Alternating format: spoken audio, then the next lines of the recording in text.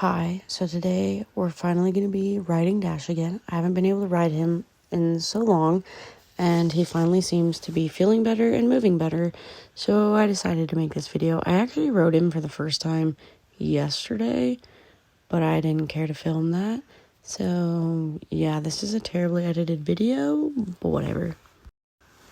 And I'm not even going to try and hide it. These dogs knocked down my camera so many times. Okay, they're not these dogs.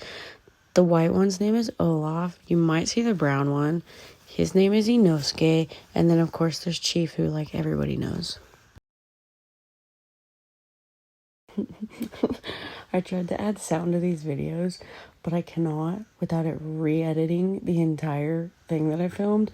Or if I let the original audio play, it's just going to copyright a podcast because I didn't realize the podcast was on while I was filming at the same time. Low-key hate that feature. Okay, but now that we're on, every time that I get on, I make him flex both directions. Not sure why I do that. It just seems to really get his mind in the right place before we get started. It also helps him to not just walk off when I get on. And then I have this little hill in our pasture, and I like to take him up and down it. Sometimes I back him up it. It really just helps to build their muscles, especially on days like this when I can't take him outside of the field to exercise. So we're just going to do little walking circles right here. I lied. We did not do walking circles. We did a little bit of walking, and then he said, screw this, we're trotting, which is a great sign. I realized that him swishing his tail a lot is not a good sign, but considering what we've been working with, it's a huge improvement. Just the fact that I can even saddle him or be on him, or as in this clip, he loped, and he did that himself. Like I said, there are some red flags. The tail swishing, he moves a little bit off.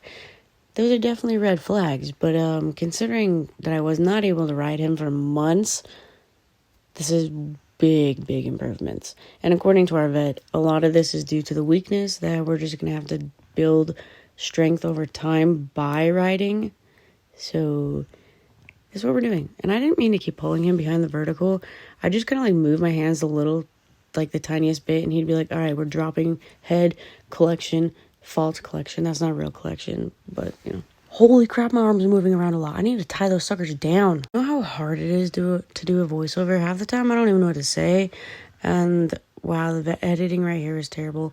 Also, after not riding for months, my back is killing me after all this. Like, you can tell, I don't have a core anymore. I haven't been riding enough to do anything. It just hurt so bad afterward.